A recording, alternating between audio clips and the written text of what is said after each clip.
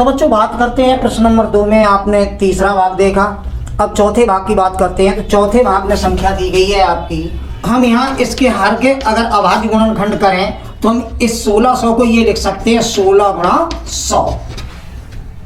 16 गुणा 100, तो 16 गुणा 100 यानी 16 को हम लिख सकते हैं 2 की घात 4 और गुणा 100 को हम लिख सकते हैं 10 की घात 2।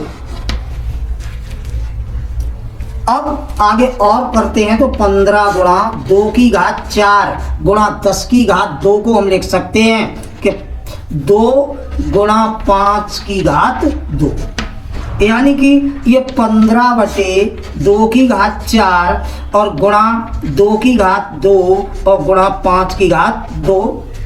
कहने का तात्पर्य ये है कि हम इसे मौखिक रूप से ये लिख सकते हैं कि 2 की घात, बच्चों गुणा में आधार अगर समान है तो घातें जुड़ जाती हैं, 4 और 2 6 हो जाएंगी और 5 की घात 2 हो जाएगी। तो हमने ये देखा कि जो संख्या परमेय संख्या दी गई थी उसके हर के जब अभाज्य गुणनखंड किए हमने तो वो 2 गुणा 5 की घातों में है। अतः दी गई संख्या का दशमलव प्रसार जो है शांत होगा। अतः बच्चों इस प्रकार हमने देखा दी गई जो परमेय संख्या थी उसके हर के जो गुणनखंड किए थे वो हमारे 2 गुणा 5 की घातों में है, यानी कि हर के गुणनखंड 2 की घात n गुणा 5 की घात n के रूप के हैं। अतः दशमलव प्रसार शांत है। जैसा कि प्रश्न में बोला गया है आपसे कि यदि दशमलव प्रसार शांत है तो उसे हमें ज्ञात करना है, तो हम ज्ञात करते हैं। तो बच्चों हमने देखा कि इसके जो हरों के गुणनखंड थे वो हर के गुणनखंड थे वो 6 गुणा 5 6। तो बच्चों इस प्रकार हमने देखा कि हर के जो गुणनखंड किए थे तो वो 2 की घात 6 गुणा 5 की घात 2 के रूप में था।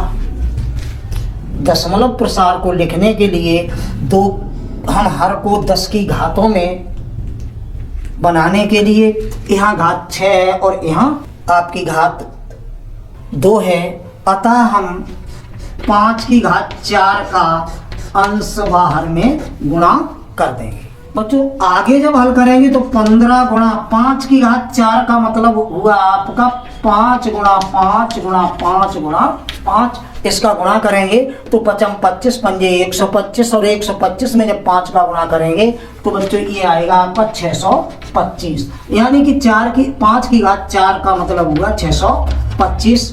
इधर हम देखते हैं कि 2 की घात 6 और गुणा 5 की घात जुड़ जाएगी 6 हो जाएगी।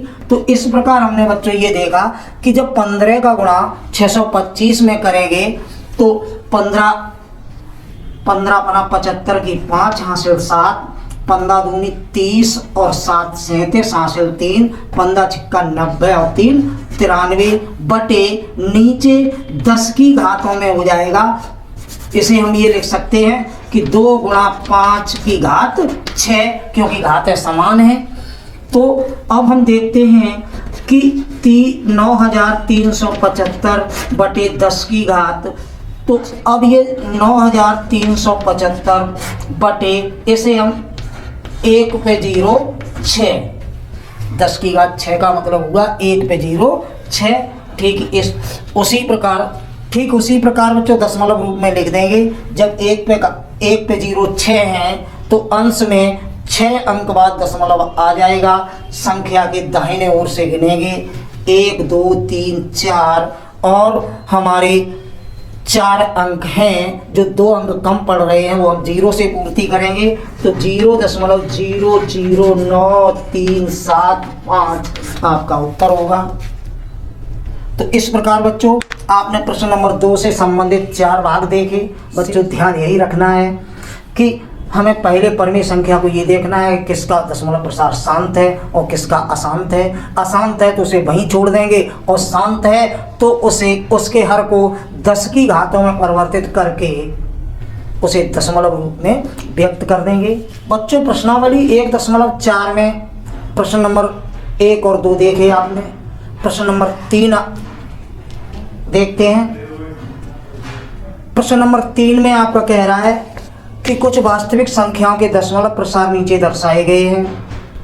प्रत्येक स्थिति के लिए निर्धारित कीजिए कि यह संख्या परमेय संख्या है या नहीं। यदि यह परिमेय संख्या है और P अपॉन Q के रूप की है तो Q के अभाज्य गुणनखंडों के बारे में आप क्या कह सकते हैं। तो बच्चों जब इस प्रकार के प्रश्न आए तो आप कैसे हल करेंगे, इसके लिए आइए देखते हैं प्रश्न नंबर 3 का पहला भाग। तो बच्चों पहला प्रश्न है, प्रश्न नंबर 3 का पहला भाग है, संख्या दे रहा है आपका 43.123456789। तो देखिए हम इसे किस प्रकार हल करेंगे। तो बच्चों यदि इसे परिमेय संख्या के रूप में लिखना चाहें तो हम इसे इस प्रकार लिख सकते हैं कि 43.123456789। बच्चों दशमलव खत्म करने के लिए हम गिनते हैं अंक कितने हैं, 1 2 3 4 5 6 7 8 9, यानी कि यदि हर में 9 जीरो बढ़ा दें तो बच्चों ये दशमलव खत्म हो जाएगा। अतः हम इसे लिख सकते हैं, यानी 1 पे 0 9 लिख सकते हैं। बच्चों जैसा कि प्रश्न में कहा गया है कि ये बताइए कि ये संख्या P अपॉन Q के रूप की है कि नहीं। यदि P अपॉन Q के रूप की है तो उसके गुणनखंड भी कीजिए, Q के गुणनखंड भी करना है, यानी हर के गुणनखंड भी करना है। तो हम लिख देंगे। तो बच्चों जैसा कि प्रश्न में पूछा गया था कि सबसे पहले तो हमें ये ज्ञात करना है कि ये संख्या परिमेय संख्या है कि नहीं, इसे P अपॉन Q के रूप में लिखा जा सकता है कि नहीं। तो हमने ये देखा कि ये परिमेय संख्या, ये इसे P अपॉन Q के रूप में लिखा जा सकता है, अतः ये एक परिमेय संख्या है। उसके बाद में पूछा गया था अगर ये परिमेय संख्या है तो क्या Q के अभाज्य गुणनखंड हो सकते हैं। तो यहाँ बच्चों Q बराबर आपका दे रहा है 1 पे 0 9। बच्चों जब इसके गुणनखंड की बात आएगी तो हम इसे लिख सकते हैं 1 पे 0 9 को लिख सकते हैं 10 की घात 9, और 10 को हम लिख सकते हैं 2 गुणा 5 की घात 9। अतः इसके गुणनखंड 2 की घात 9 और गुणा 5 की घात 9 के रूप के होंगे। अतः हम ये बच्चों लिख सकते हैं कि Q के गुणनखंड 2 या 5 या दोनों हैं। तो इस प्रकार आपने देखा प्रश्न नंबर 3 में जो पूछा गया था उसे हमने किस प्रकार हल किया है। बच्चों अब चलते हैं प्रश्न नंबर 3 में भाग दूसरे की तरफ। तो बच्चों प्रश्न नंबर 3 में दूसरे भाग में संख्या दे रहा है 1.120 1 2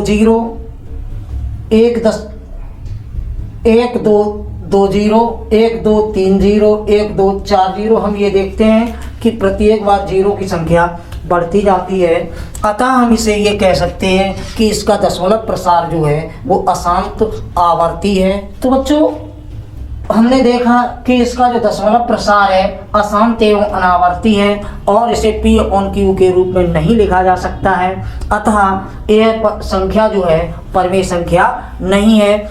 तो इस प्रकार बच्चों आपने प्रश्न नंबर 3 में पहले और दूसरे भाग देखे।